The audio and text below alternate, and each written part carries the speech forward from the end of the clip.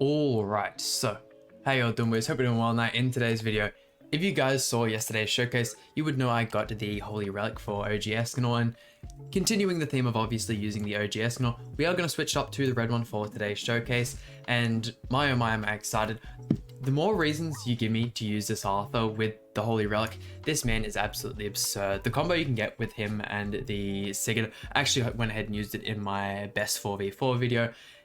It's just such a fun and offensive team. If you guys don't know what the Holy Relic is, the effect here applies an effect which decreases all enemies' defense-related stats by 20% for one turn at the start of allies' turn. So as long as this Arthur's alive, that debuff is going to be there. And as long as there's more than 3 opponents on the field, there will be 3 debuffs, which will allow Sigurd to get all of his 3 attack buffs, which is absolutely huge.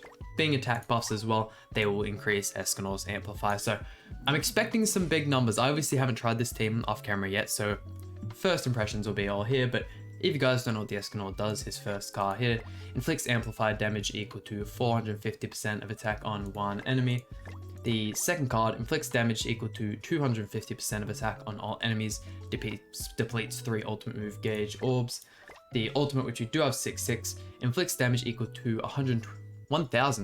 260% of attack on one enemy.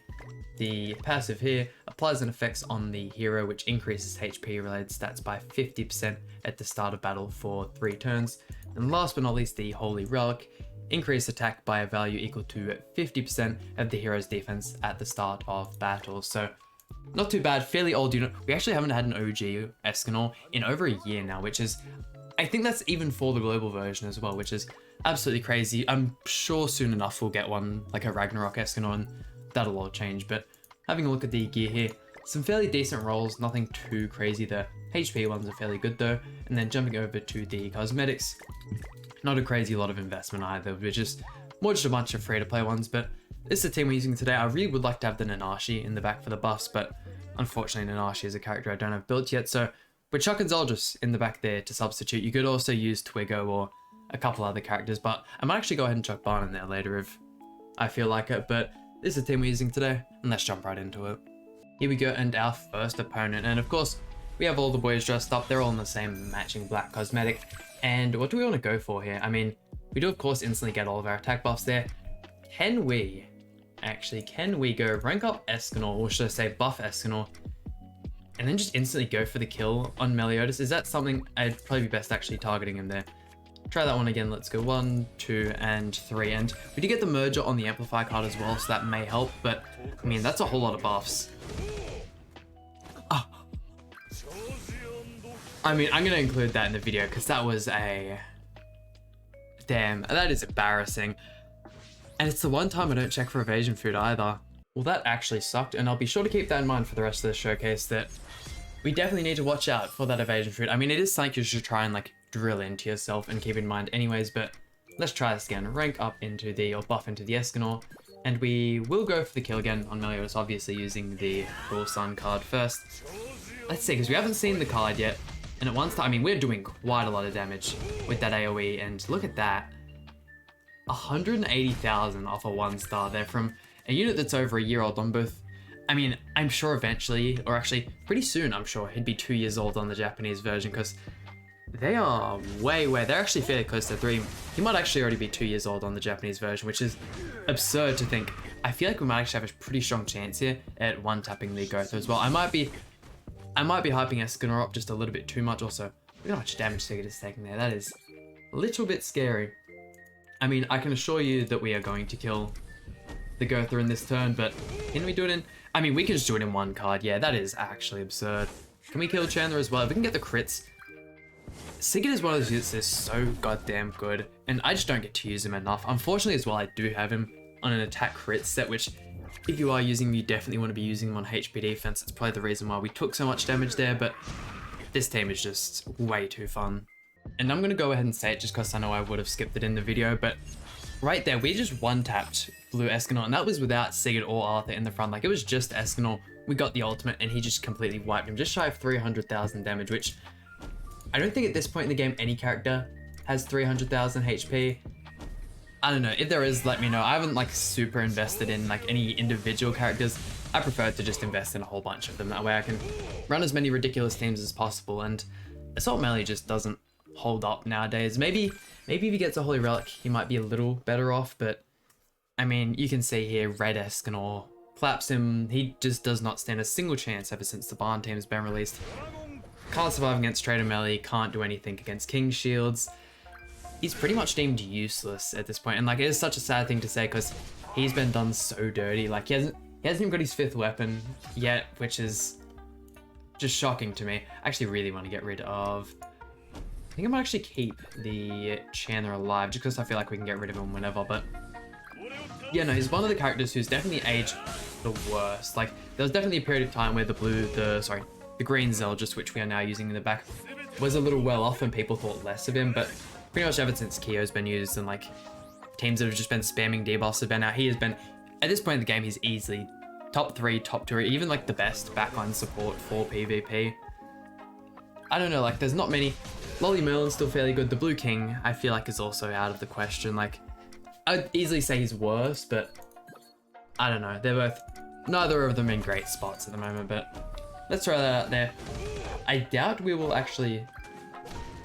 Oh, just had Chandler survive there. That's all right. We'll have the ultimate. Hopefully we can get an Arthur buff card so we can buff ESCANOR and we can go for this big... Did I? I must have had the Demonic Hellzone card on me. That's all right. No worries. We'll get on to the next match.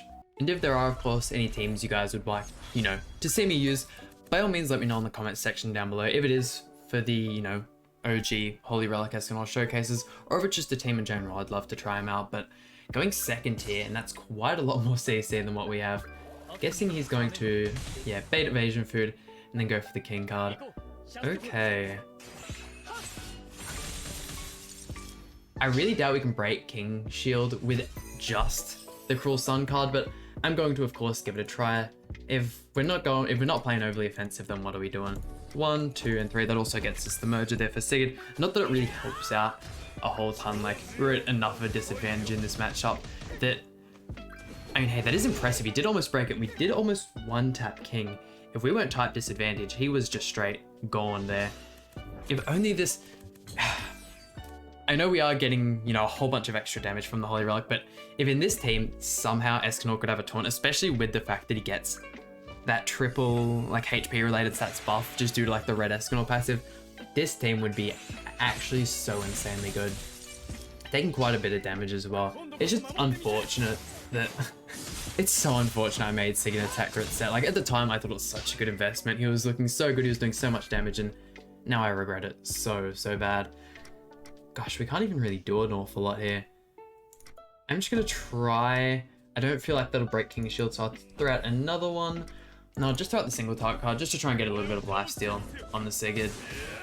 Oh damn, we aren't doing any damage to the shield. Like, ESCANOR is actually hard carrying right now. Can't even break Gotha's shield. That's just a little bit embarrassing. If we could have drawn some ESCANOR cards and rushed ult there, I 100% would have, but at this point he can rush King Ultimate or go through Ultimate. The King Ultimate will just completely wipe us, but I mean, hey, maybe if I had just max 15% rolls on like the defense as well, maybe ESCANOR, I mean, if we had 15% rolls and maxed out cosmetics, he easily would have untapped there. So it just goes to show like just how powerful he can get. If we had invested into this ESCANOR as much as our other one ESCANOR and cosmetics, we would just be absolutely tearing through teams.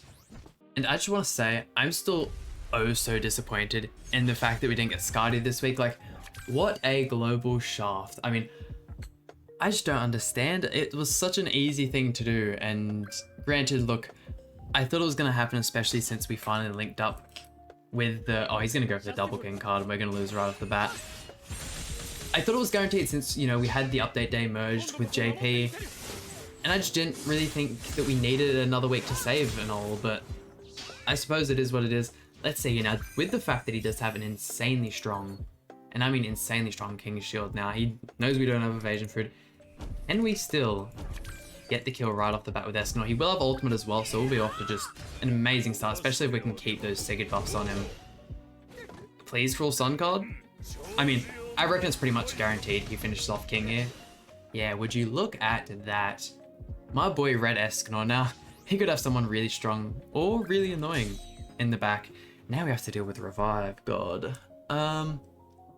Yeah, I don't really know what to do here.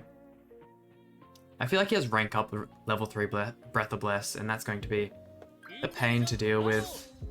Oh yeah, that's definitely the Breath of Bless. Damn, how could we get this unlucky? Like, really?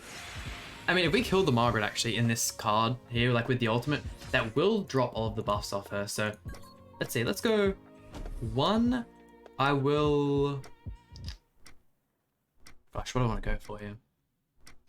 I'll reapply this and then I'll go for another single target. I wonder if the Arthur buff will reapply after killing, because it just says once at the start of every turn, so I doubt it will. And would you look at that?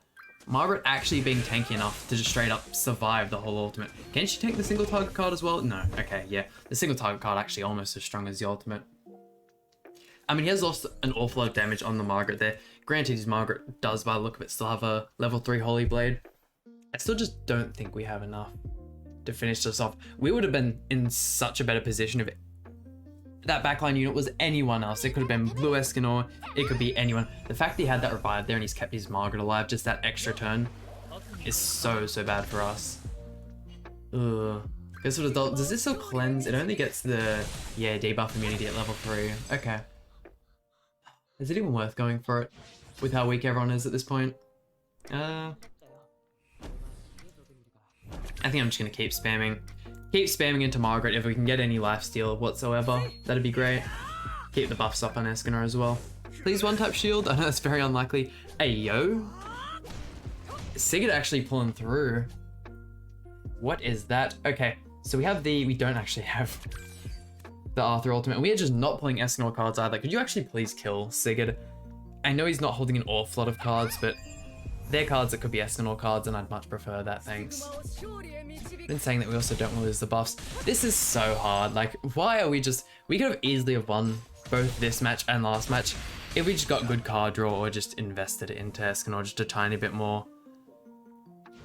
And look at that, his Margaret's lifesteal is just too much. Unfortunate back-to-back losses there, but both of those so easily could have been wins. But I mean, I'm sure you guys understand what I'm trying to get at here. Like, this team is absolutely absurd with what it can pull off, and really only getting the debuff on Barn there. I just don't think we have what it takes to kill Barn. Like, he's such an insanely tanky unit.